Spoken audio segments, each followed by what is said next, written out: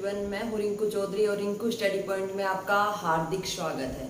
यदि आप मेरे चैनल पे नए हो तो अभी रेड बटन को प्रेस करो और साथ ही बेल आइकन को भी प्रेस कर लो ताकि आगे आने वाली वीडियो की नोटिफिकेशन आपको मिलती रहे। पिछली कक्षा में अपन ने स्वपोषी, विषमपोषी पोषण के बारे में पढ़ा था और विषमपोषी के 3 पार्ट थे अलग अलग, उनमें डिफरेंस पढ़ लिया था। आज हम पढ़ेंगे प्राणियों में पोषण। प्राणी पोषण किस प्रकार करते हैं। प्राणियों में पोषण में सबसे पहला है अमीबा। अमीबा एक कोशिकीय जीव है जो अपने सभी कार्य श्वसन, पाचन, उत्सर्जन सभी एक ही कोशिका के माध्यम से करता है। और इसके कंपेयर में अगर मानव देखें तो मानव एक बहुकोशिकीय जीव है। मानव में अलग अलग कोशिकाएं मिलके उत्तकों का निर्माण करती हैं, उत्तक मिलके अंगों का और अंग मिलके तंत्र मिलकर पूरी बॉडी की फॉर्मेशन होती है। और वो सभी अलग अलग कोशिकाएं, अलग अलग ऑर्गन, अलग अलग तंत्र अलग अलग कार्य करते हैं। श्वसन के लिए श्वसन तंत्र अलग होता है, पाचन के लिए पाचन तंत्र, उत्सर्जन के लिए उत्सर्जन तंत्र। इस प्रकार बहुकोशिकीय जीवों में ये सभी अलग अलग होते हैं, लेकिन अमीबा सिर्फ एक ही कोशिकीय जीव है तो इसमें एक ही कोशिका सभी कार्य करती है। तो देखो हेडिंग लगाओ, अमीबा में पोषण किस प्रकार होता है। अमीबा में पोषण फर्स्ट है अमीबा।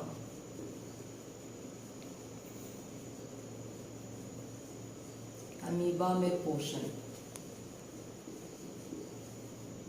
अमीबा का शरीर कुछ इस प्रकार का होता है। यह है अमीबा की स्ट्रक्चर। ये अमीबा है। अब इसमें भोजन के लिए अमीबा अपने बाहरी शरीर की आकारिकी इसी प्रकार की होती है। जब भी इसके संपर्क में भोजन आता है तो अपनी बाहरी शेप को कप नुमा कर लेता है, कप के आकृति की कर लेता है और अंदर भोजन को अंदर ग्रहण कर लेता है।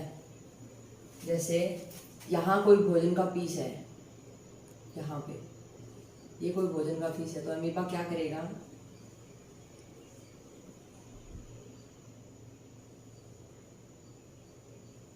इस प्रकार कप के आकृति की फॉर्म में कर लेगा इसको। अपनी बॉडी स्ट्रक्चर को ही, और जो ये बाहर जिसकी सहायता से अमीबा भोजन ग्रहण करता है उसे पादांब कहा जाता है। अमीबा पादांब की सहायता से गमन करता है और इनकी सहायता से भोजन ग्रहण करता है। तो बाहरी स्ट्रक्चर कप सेट कर लेता है, फिर आगे धीरे धीरे क्या करेगा,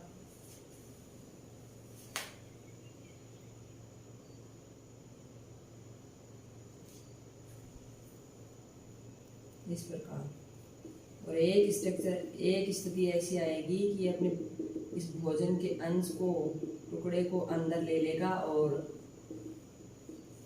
अपना पोषण करेगा।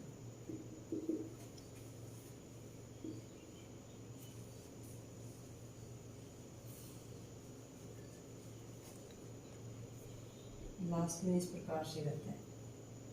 ये भोजन का पीस है, इसको अंदर ले लिया और बाहरी स्ट्रक्चर को पहले जैसा डेवलप कर दिया। ये था अमीबा में पोषण। अगर आप थ्योरी लिखना चाहो, वैसे तो सीधे सीधे इजीली आसानी से समझ में आ जाएगा कि अमीबा अपनी बाहरी संरचना को इस प्रकार कपसेप्ट कर लेता है जिससे भोजन को अंदर लिया जा सके। फिर धीरे धीरे संरचना आगे बढ़कर बंद हो जाती है, भोजन अंदर ग्रहण कर लिया जाता है। थ्योरी लिखना चाहो तो आप लिख सकते हो, अमीबा एक कोशिकीय जीव है। ये पादाम की सहायता से पोषण करता है। ये अपनी बाहरी शरीर की बाहरी आकारिकी में इस प्रकार का परिवर्तन करता है कि जब भी कोई भोजन का टुकड़ा इसके पास आता है या फिर ये भोजन के पास जाता है तो बाहरी स्ट्रक्चर को कपसेप्ट करके उसको अंदर ले लेता है।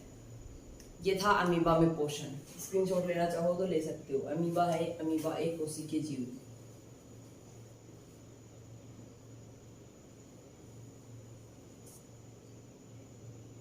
अमीबा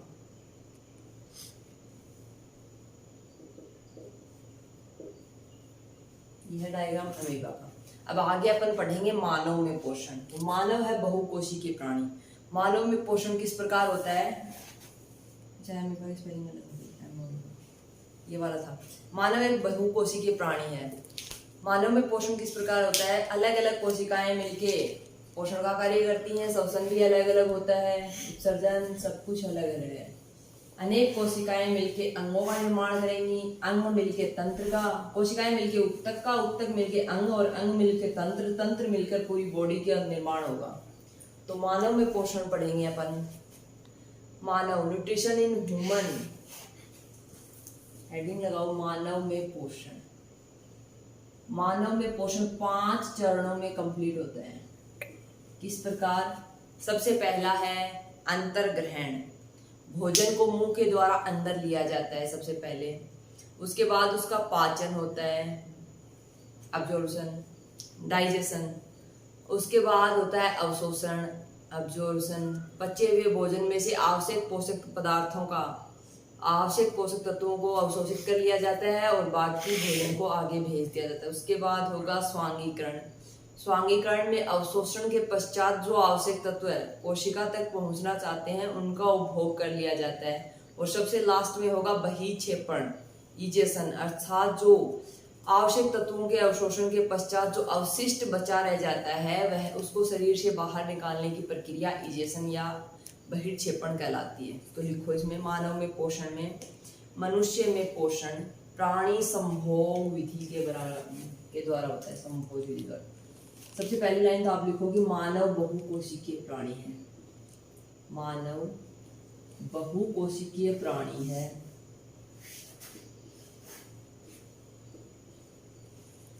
बहुकोशिकीय प्राणी है। आगे लिखो मानव में पोषण, मानव में पोषण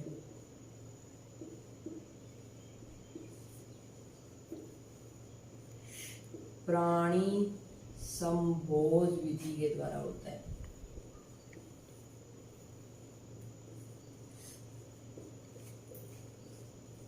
प्राणी संभोज विधि के द्वारा होता है।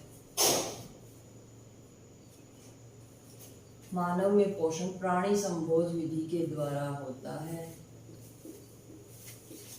और ये विधि कितने चरणों में कंप्लीट होती है? 5 चरणों में। सबसे पहला है इजेशन, अंतर्ग्रहण, 5 प्रोसेस है। सबसे पहला अंतर्ग्रहण,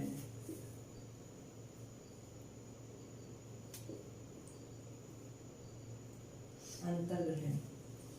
उसके बाद दूसरा है पाचन, प्राणी संभोग विधि के द्वारा होता है। पाचन की प्रोसेस 5 चरणों में कंप्लीट होती है। सबसे पहला अंतर्ग्रहण, सेकंड है पाचन, थर्ड है अवशोषण,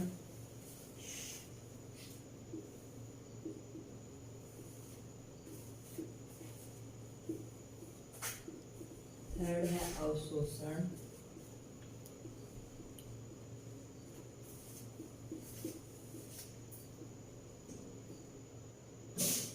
फोर्थ है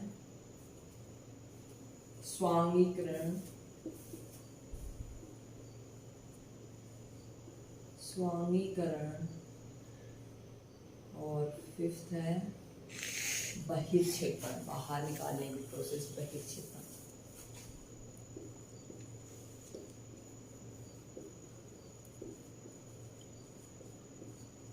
अब देखो, सबसे पहला अंतर्ग्रहण, इंजेशन, कि भोजन को मुंह से अंदर लेने की प्रोसेस अंतर्ग्रहण या इंजेशन कहलाती है। इसको इंग्लिश में कहेंगे इंजेशन।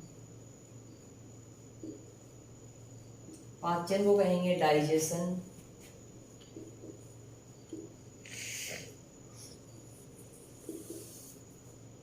अवशोषण को कहेंगे अब्जॉर्प्शन, अब्जॉर्प्शन।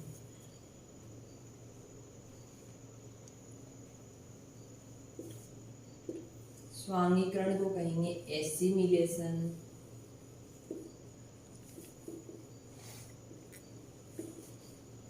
और बहिक्षेपण को कहेंगे इजेशन।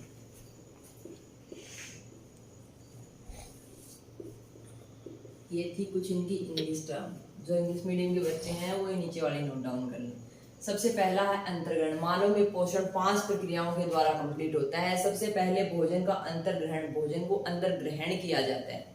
किस प्रकार भोजन को मुंह से अंदर लिया जाता है, ये प्रोसेस अंतर्ग्रहण या इंजेशन कहलाती है। उसके बाद उसका होता है पाचन, भोजन का पाचन करना डाइजेशन की प्रोसेस में। तो लिखो फर्स्ट पॉइंट इंजेशन, अंतर्ग्रहण।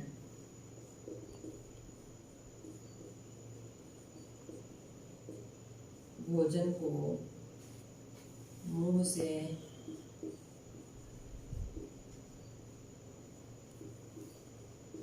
अंदर लेना अंतर्ग्रहण कहलाता है।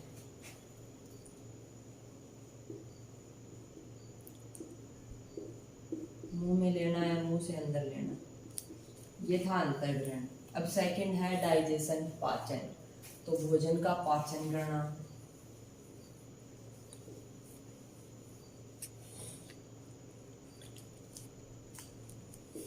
पाचन में है भोजन का पाचन करना।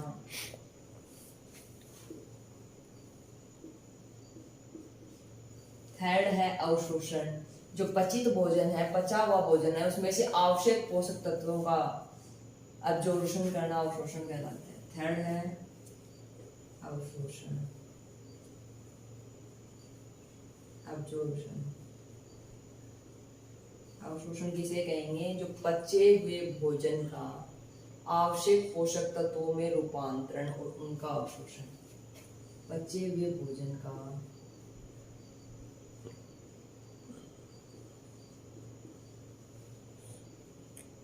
आवश्यक पोषक तत्वों में रूपांतरण, आवश्यक पोषक तत्वों में रूपांतरण व उनका अवशोषण।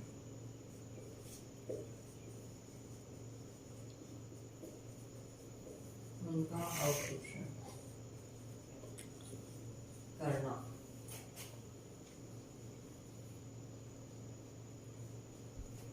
ये था अवशोषण।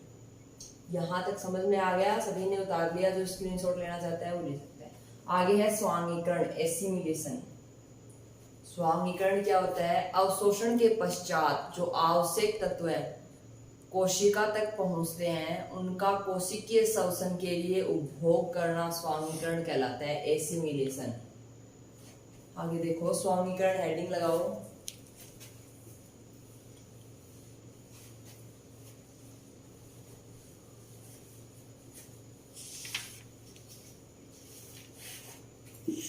Fourth point स्वांगीकरण।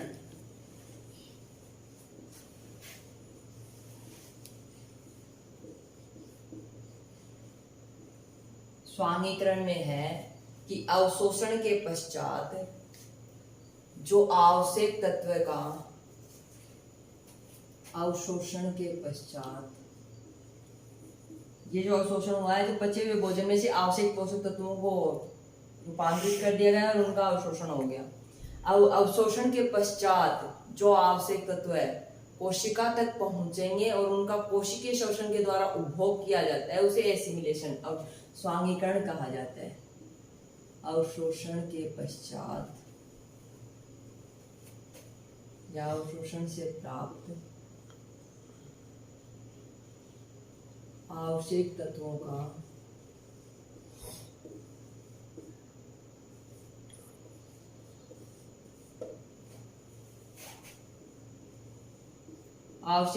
का कोशिका तक पहुंचना,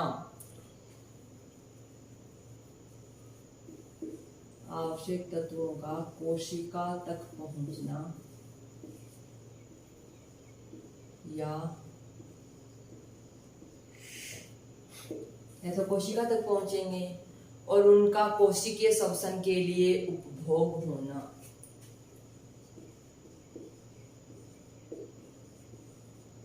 और उनका कोशिकीय श्वसन के लिए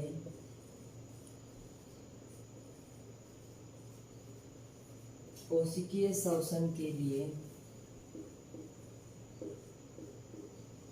उपभोग होना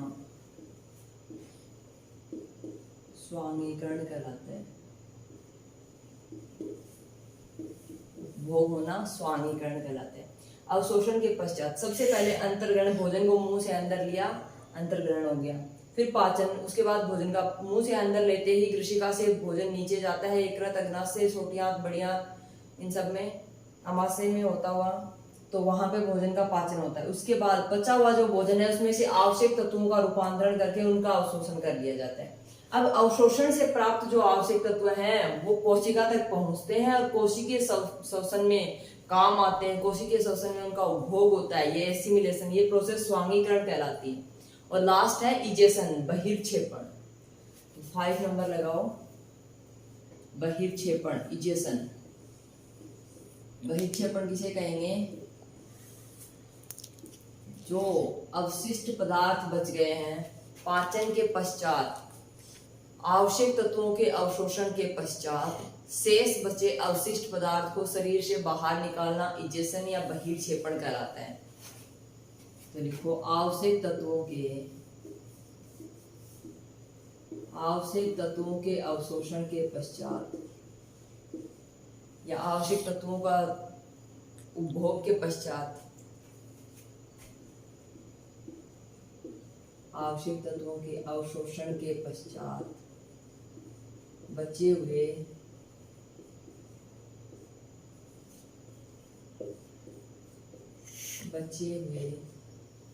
अवशिष्ट पदार्थ, बचे हुए अपशिष्ट का शरीर से बाहर निकालना,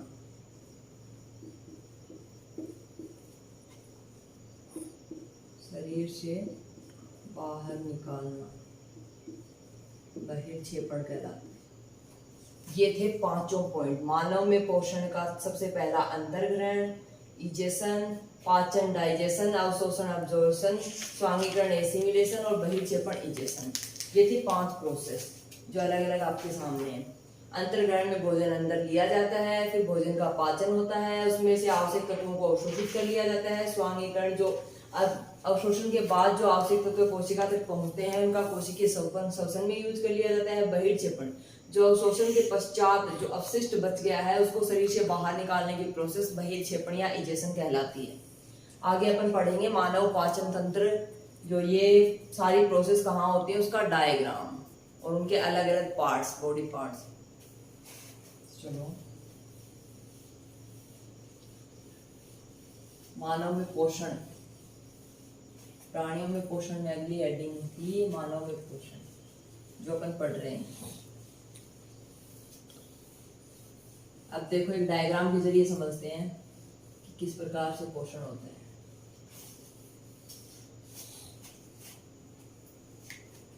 डायग्राम, सबसे पहले मुंह से चालू होता है भोजन, इंजेक्शन मुंह से अंदर ले लिया जाता है।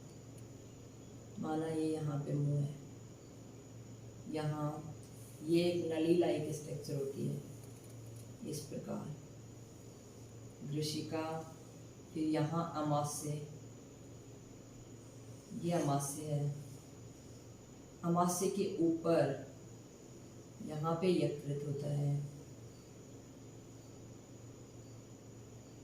ये यकृत है, और यहाँ पे एक लीफ लाइक स्ट्रक्चर होती है जिसे अग्नाशय कहा जाता है। ये है अग्नाशय। सिंपली आपके समझने के लिए बना रही हूँ मैं कि यहाँ मुंह से भोजन अंदर लिया जाता है, यहाँ से गर्शिका से होता हुआ भोजन अमाशय में पहुँचता है। ये अग्नाशय है, फिर आगे है, आगे छोटी आंत, बड़ी आंत आ गई।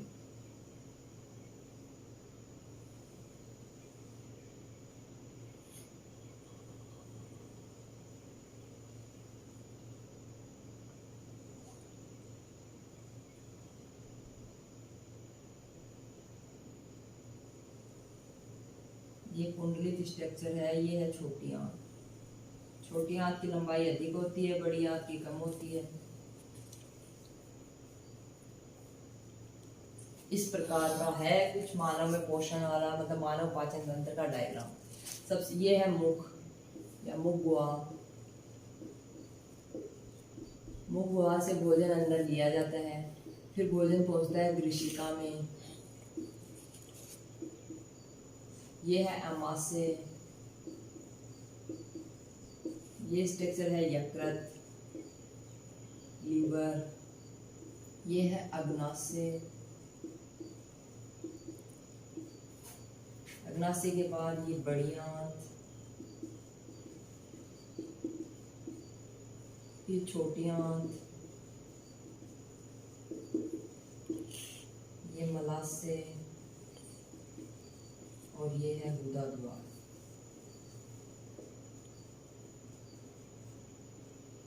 ये डायग्राम है मानव पाचन तंत्र। मानव पाचन तंत्र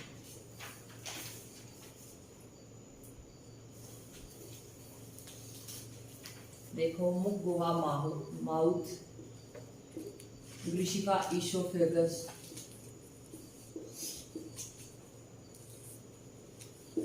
अमाशय स्टोमक, यकृत लीवर, अग्नाशय पैंक्रियाज, बड़ी आंत लार्ज इंटेस्टाइन,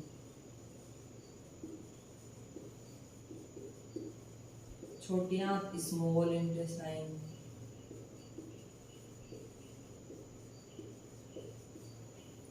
मलाशय रेक्टम, गुदा द्वार एनस। मानव पाचन तंत्र है human digestive system. Human digestive system,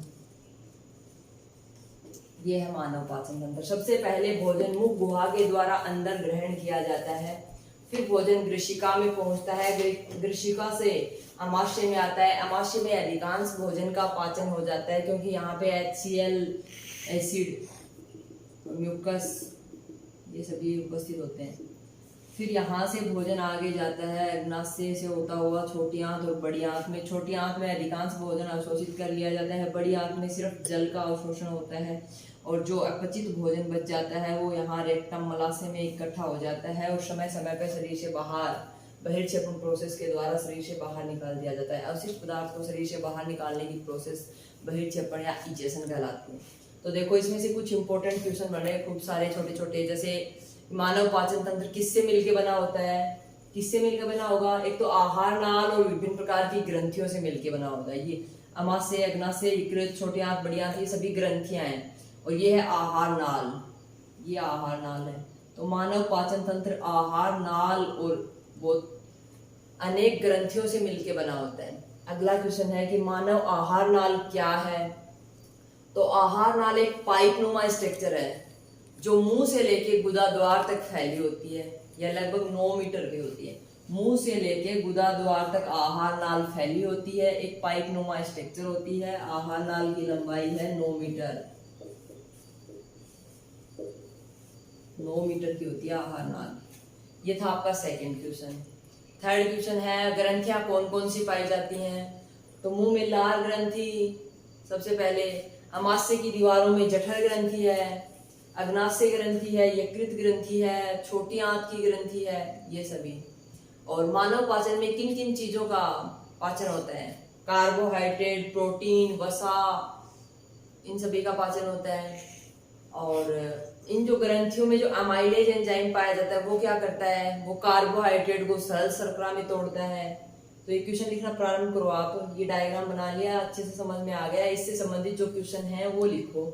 starting से सबसे पहला लिखो कि पाचन तंत्र किन से मिलके बना होता है? मानव पाचन तंत्र किन से मिलके बना होता है? तो देखो, पाचन तंत्र आहार नाल में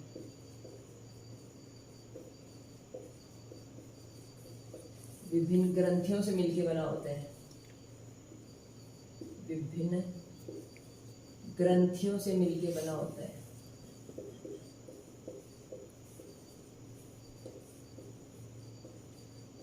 ग्रंथियों से मिलकर बना होता है। ये था सबसे पहला फर्स्ट क्वेश्चन। सेकंड है कि आहार नाल क्या है।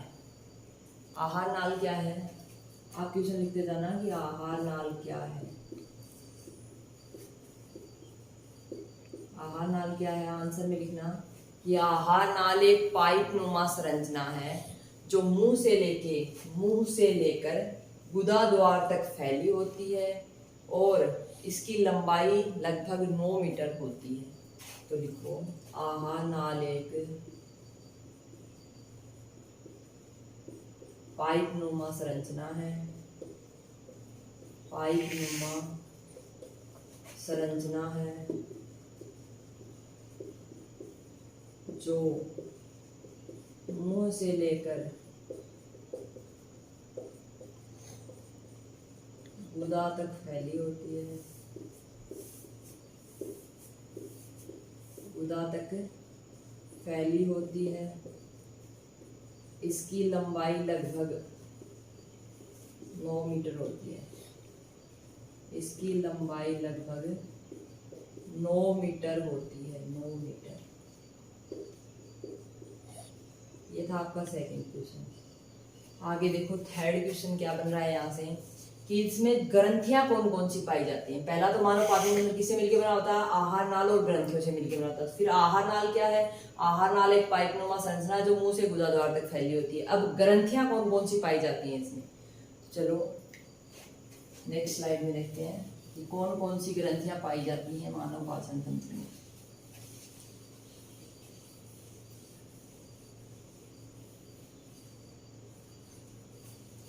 थर्ड क्वेश्चन है ग्रंथियां कौन कौन सी पाई जाती हैं।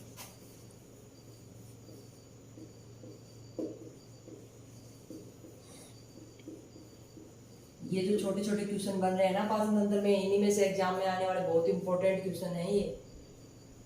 तो ग्रंथियां कौन कौन सी पाई जाती हैं, मुंह में लार ग्रंथि,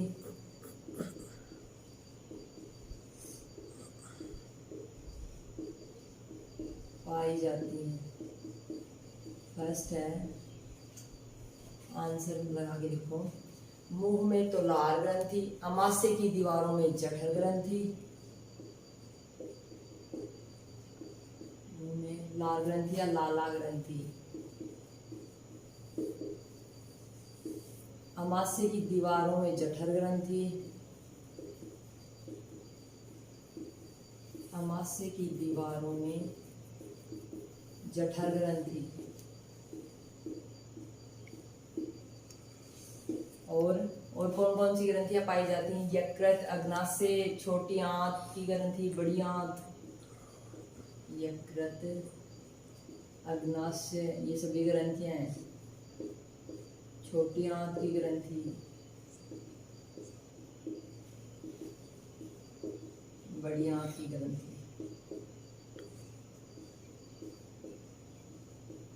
ये सभी हैं ग्रंथियां। ग्रंथियां कौन कौन सी पाई जाती हैं, ये सभी। आगे नेक्स्ट क्वेश्चन बनता है यहाँ से कि मानव पाचन तंत्र में किन किन चीजों का पाचन होता है। तो फोर्थ क्वेश्चन लिखो, मानव पाचन तंत्र में किन किन चीजों का पाचन होता है। मानव पाचन तंत्र में किन किन चीजों का पाचन होता है।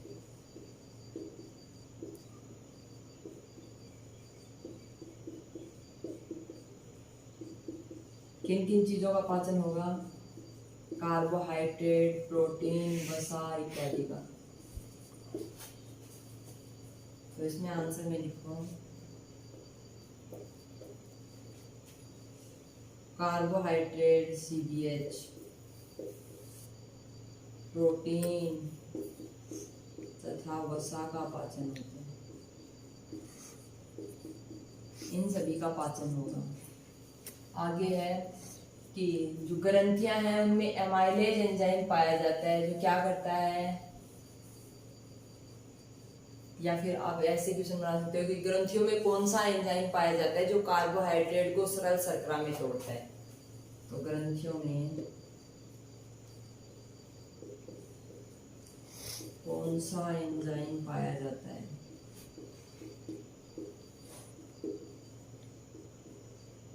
या फिर एमाइलेज एंजाइम का काम क्या है। दो प्रकार से क्वेश्चन बन सकते हैं। ग्रंथियों में कौन सा एंजाइम पाया जाता है जो कार्बोहाइड्रेट को सरल शर्करा में तोड़ता है?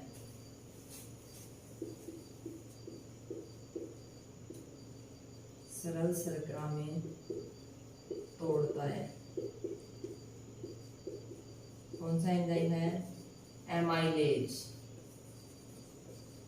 या फिर इसका दूसरी टाइप से क्वेश्चन इस प्रकार भी बन सकता है कि ग्रंथियों में जो एमाइलेज एंजाइम पाया जाता है उसका कार्य क्या है? तो उसका कार्य यहाँ से लिख देना कि कार्बोहाइड्रेट को सरल शर्करा में तोड़ना एमाइलेज एंजाइम का कार्य है।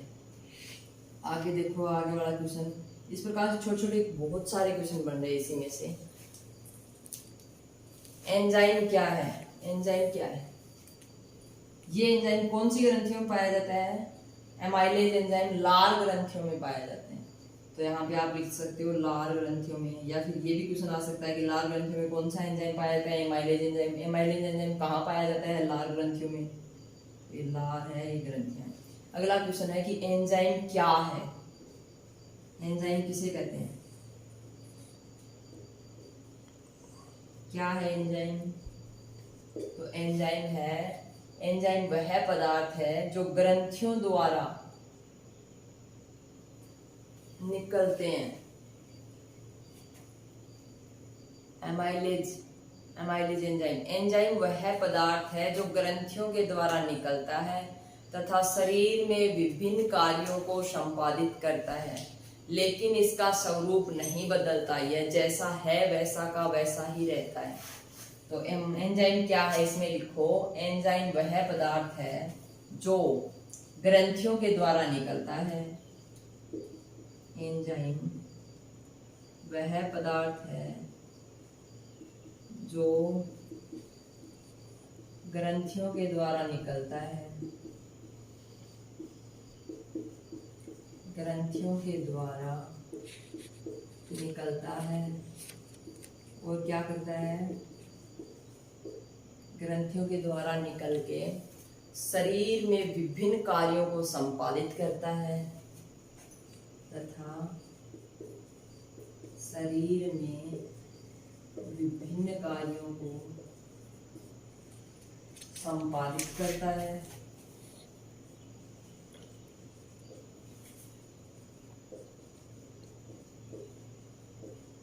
संपादित करता है।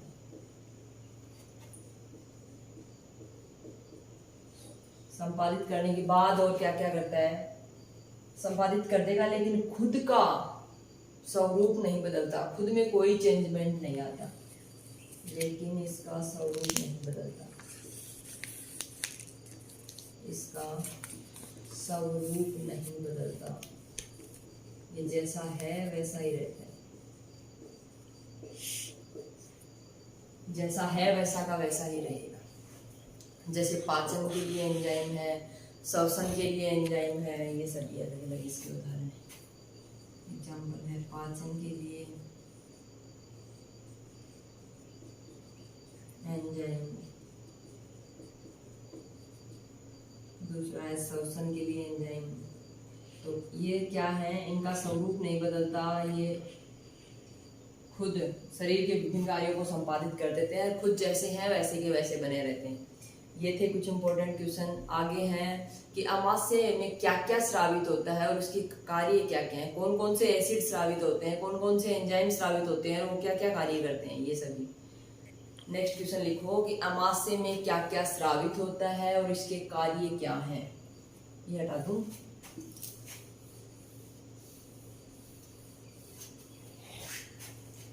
अमाशय में क्या क्या स्रावित होता है और इसके कार्य क्या हैं।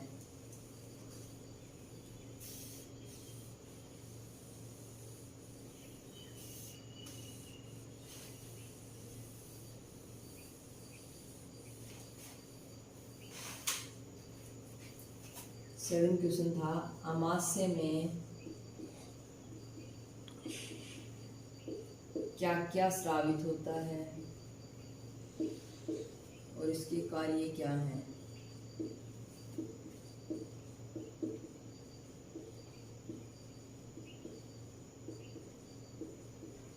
इसके कार्य क्या हैं। तो देखो अमाशय में क्या क्या स्रावित होता है। सबसे पहले तो HCl अम्ल स्रावित होता है, HCl स्रावित होगा, म्यूकस स्रावित होगा, पेप्सिन एंजाइम है वो स्रावित होगा, पेप्सिन एंजाइम, ये सभी स्रावित होते हैं अमाशय में। अब इनके कार्य क्या क्या हैं?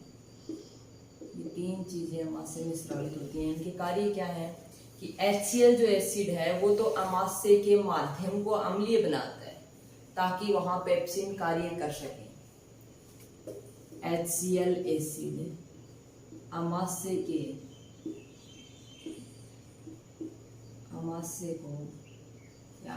को के माध्यम को अम्लीय बनाता है,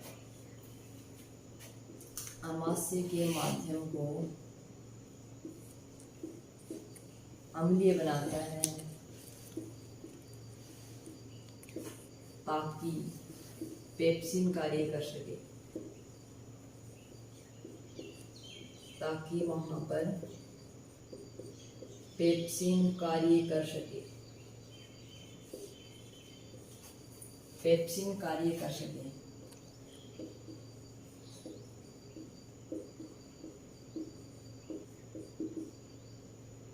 दूसरा क्या कार्य है कि पेप्सिन प्रोटीन के पाचन में सहायता करता है। ये जो पेप्सिन एंजाइम है ये प्रोटीन के पाचन में सहायता करेगा। पेप्सिन एंजाइम प्रोटीन के पाचन में सहायता करता है, प्रोटीन के पाचन में सहायता करता है।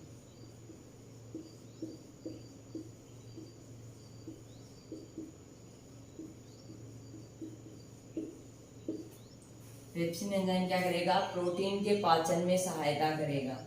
आगे है म्यूकस। म्यूकस का क्या कार्य है? म्यूकस अमाशय की दीवारों को अम्ल से सुरक्षा करता है, अम्ल से क्षति होने से बचाता है। देखो म्यूकस अमाशय की दीवारों की अम्ल से सुरक्षा करता है, अमाशय की दीवारों की अम्ल से सुरक्षा करता है, अम्ल से सुरक्षा करता है, अम्ल से क्षति होने से सुरक्षा करता है। म्यूकस चिपचिपा बनाए रखता है। ये सभी इनके अलग अलग कार्य थे। इसमें से कहीं से भी क्वेश्चन बन सकता है। जरूरी नहीं कि अमाशय में क्या क्या स्रावित होता है, इसके कार्य क्या है, यही क्वेश्चन हो। ये भी आ सकता है कि प्रोटीन के पाचन में कौन सा एंजाइम सहायता करता है, तो पेप्सिन एंजाइम। अमाशय की दीवारों के अम्ल से सुरक्षा कौन करता है? म्यूकस। HCl एसिड का क्या कार्य है? ये अमाशय की दीवारों को अम्लीय माध्यम प्रदान करता है ताकि पेप्सिन यहाँ पे कार्य कर सके। ये बहुत इंपॉर्टेंट क्वेश्चन है, हर बार एग्जाम में पूछा जाता है किसी ना किसी तरीके से। अगला क्वेश्चन बन रहा है यहाँ से कि जो जटिल कार्बोहाइड्रेट हैं, वसा और प्रोटीन, उनका पाचन में क्या बनता है, कैसे होता है पाचन? तो नेक्स्ट क्वेश्चन लिखो कि जटिल कार्बोहाइड्रेट, वसा और प्रोटीन का पाचन हो जाने पे क्या बनता है? जटिल कार्बोहाइड्रेट,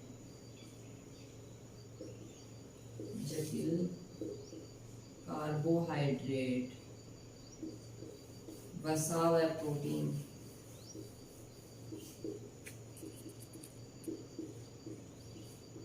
का पाचन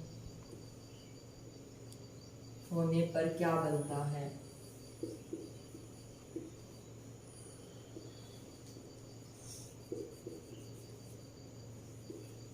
क्या बनता है? सरल कार्बोहाइड्रेट में परिवर्तित हो जाते हैं वसा और प्रोटीन से। जैसे प्रोटीन से अमीनो अम्ल बनेगा, वसा से फैटी एसिड ग्लिसरॉल बन जाएगा। प्रोटीन किस में विघटित होगा? अमीनो एसिड में। प्रोटीन से बनेगा अमीनो अम्ल और वसा से बनेगा फैटी एसिड और ग्लिसरॉल। फैटी एसिड और अगला है ग्लिसरॉल। इंग्लिश और हिंदी टर्म्स एक ही होती है, अमीनो एसिड भी यही है, अमीनो एसिड। इसको हिंदी में लिखना चाहो तो लिख लेना फैटी एसिड और ग्लिसरॉल। ये दोनों बनते हैं। आगे नेक्स्ट क्वेश्चन है कि वसा का पाचन कैसे होता है। ये जो वसा है इसका पाचन किस प्रकार होगा। तो वसा के पाचन के लिए यकृत में से निकलने वाला पीत वसा, यकृत में जो पीत निकलता है वह वसा को छोटे छोटे टुकड़ों में तोड़ने का काम करता है। अगला क्वेश्चन लिखो, वसा का पाचन कैसे होता है। Question number 9। देखो एक ही डायग्राम से कितने सारे क्वेश्चन सोल्व हो रहे हैं यहाँ पे। वसा का पाचन कैसे होता है।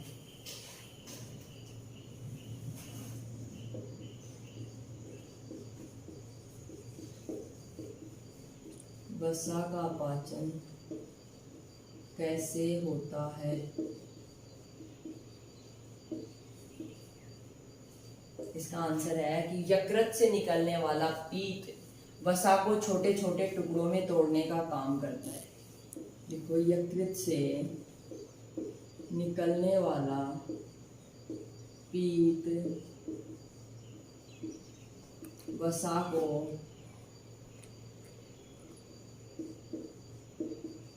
छोटे छोटे टुकड़ों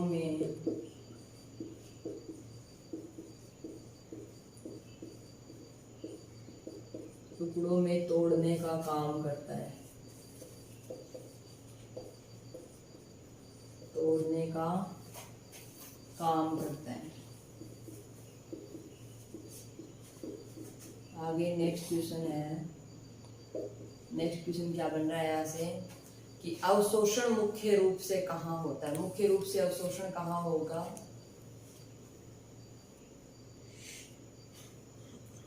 वसा का पाचन यकृत से जो पीत निकलता है वो वसा को छोटे छोटे टुकड़ों में परिवर्तित कर देगा और वसा का पाचन हो जाएगा। अगला क्वेश्चन है अवशोषण मुख्य रूप से कहाँ होता है। सबसे इम्पोर्टेंट क्वेश्चन है ये भी।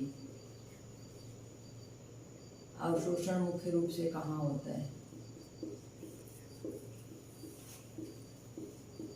मुख्य रूप से कहाँ होता है।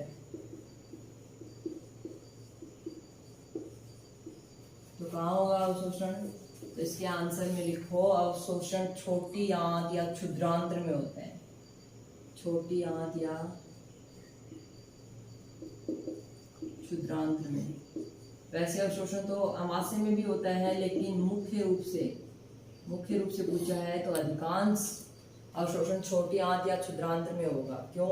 क्योंकि आंत में अंगुली नुमा उभार पाए जाते हैं जो अवशोषण की सतह को बढ़ा देते हैं, जिन्हें दीर्घरोम या विल्लाई कहा जाता है, जिससे यह पचे हुए भोजन का अवशोषण कर लेते हैं। जो भोजन पचित होता है उसका अवशोषण कर लिया जाता है। पचना तो आमाशय से शुरू हो जाता है लेकिन अवशोषण मुख्य रूप से छोटी आंत में होता है। तो इसमें लिखो कि आंत में, छोटी आंत में अंगुली नुमा प्रवर्ध पाए जाते हैं। अंगुली नुमा प्रवर्ध पाए जाते हैं जो क्या करते हैं, अवशोषण की सतह के क्षेत्रफल को बढ़ा देते हैं या अवशोषण की सतह को बढ़ा देते हैं। जो अवशोषण की सतह को बढ़ा देते हैं। सतह को बढ़ा देते हैं। और उसके बाद क्या होगा, जब अवशोषण की सतह बढ़ जाएगी तो अवशोषण अधिक से अधिक नहीं होगा। तो जो अधिकांश पचे हुए भोजन का अधिकांश अवशोषण है वो छोटी आंत में होता है। ये सतह को बढ़ा देते हैं। इनको दीर्घरोम कहा जाता है। इन्हें दीर्घरोम या विल्लाई कहते हैं। दीर्घरोम या विल्लाई कहते हैं। दीर्घरोम या विल्लाई कहते हैं। और ये बचे हुए भोजन का अवशोषण कर लेते हैं। अगला क्वेश्चन है 11 का कि जो बड़ी आंत में किस चीज का अवशोषण होता है। छोटी आंत में अवशोषण होता है पचित भोजन का। तो बड़ी आंत में किसका अवशोषण होगा। बड़ी आंत में किसका अवशोषण होता है। किसका होता है? बड़ी आंत में जल का अवशोषण होता है। बड़ी आंत में जल का अवशोषण होता है, जल का। ये इसके आंसर है। आगे है कि अपचित भोजन को समय समय पे शरीर से बाहर निकालना क्या कहलाता है? इजेशन कहलाता है। और किसके द्वारा बाहर निकाल दिया जाता है? एनस के द्वारा। तो ये क्वेश्चन हम लिख लो कि अपचित भोजन को, अपचित भोजन को समय समय पे शरीर से बाहर निकालने की प्रक्रिया, समय समय पर शरीर से बाहर निकालने की प्रोसेस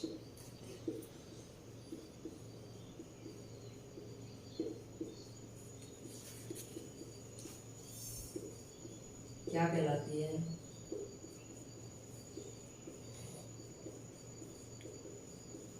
समय समय पे शरीर से बाहर निकालने की प्रक्रिया इजेशन या बहिर्क्षेपण कहलाती है। और किसके द्वारा शरीर से बाहर निकाला जाता है? एनस या गुदा द्वार के द्वारा। ये कुछ 12-13 क्वेश्चन हैं जिनसे मुख से स्टार्ट हुए थे अपन और लास्ट में बहिर्क्षेपण गुदा द्वार तक आ गए, लास्ट तक एनस तक। तो जो बीच में आने वाले सारे क्वेश्चन हैं उनका निचोड़ आपने यहाँ पढ़ लिया है। और ये बहुत सारे कंपटीशन एग्जाम में 9th 10th 11th सभी एग्जाम्स में कोई ना कोई क्वेश्चन जरूर पूछा गया है हर बार। तो ये था मनुष्य में पाचन। आज के लिए बस इतना ही, आगे पढ़ेंगे नेक्स्ट वीडियो में।